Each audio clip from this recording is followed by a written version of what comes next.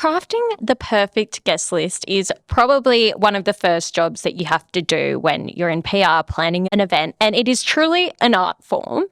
How do you go about creating a killer one, and what tips can you offer for getting A-listers through the door and snapped on your media wall? As PRs, we try to put together this perfect mix of people that are buzzy, interesting, doing cool things, whether in business or fashion or design. And also, obviously, celebrity faces, because that's, gets the media there, etc. I always say you just need 5 celebrities. But as far as a guest list goes, just really interesting people.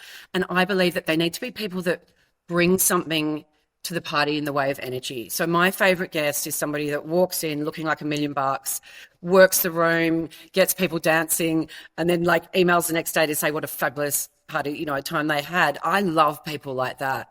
And one of the first experiences I had, I was only 21 and I was working for Mark Kavanagh, and it was my first event that I was doing with him. And I said, is it okay? It was just a restaurant launch in the Rocks. And I said, can I invite a couple of friends? And he sort of looked at me. We didn't know each other very well at that time. And he goes, yeah, you can invite a couple. So I invited 15.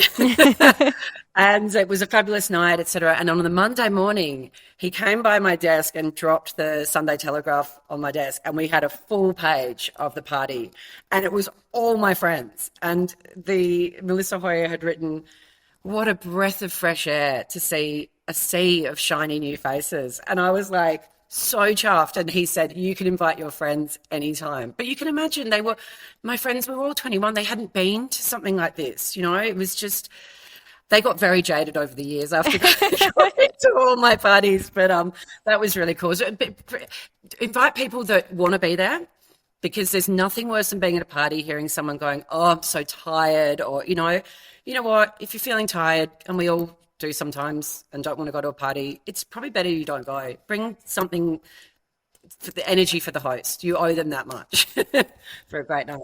I think when I think of creating a perfect guest list, I always look back at my time at planning guest list for the Birdcage, because you have 4 different days, and each day would actually be quite segmented of who you were inviting. And it would be one day you might invite the who's who of the art and design and interior world, and the next day it might be foodies. And it was really, really interesting. And looking at then the guest list table plans when having a sit-down event are also, I actually think they're the bane of my existence. They're the thing that I hate most about events.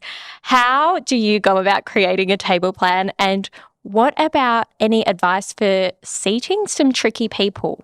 It's hard enough to seat a dinner party when you know everyone, but when you don't know everybody, that's even trickier. You don't know who's got beef, or you don't know anything.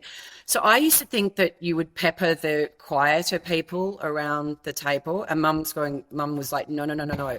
She goes, darling, you need to sit the boring people with the boring people and the fun people with the fun people. And I was like, what do you mean? And she's like, the boring people, I don't want to use, she used that word, but let's just call it quiet people, right?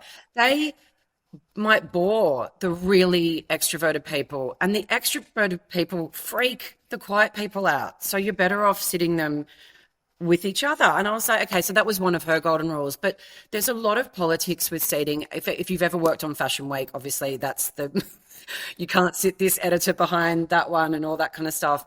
But when you're seating people, I've had to seat publicists at lunch all the time together, and they're in competition with each other, right?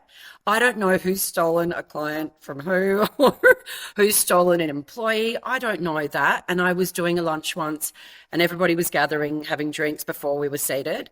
And I turned around, and one publicist was reading all the names on the table, and she sort of looked around and then went and swapped 2 names. And I thought, I'm not going to say anything, because there's obviously some beef there. I think she did the right thing. You know what I mean? But you've got to, who knows? Sometimes it's just a stab in the dark. You just have to use your common sense.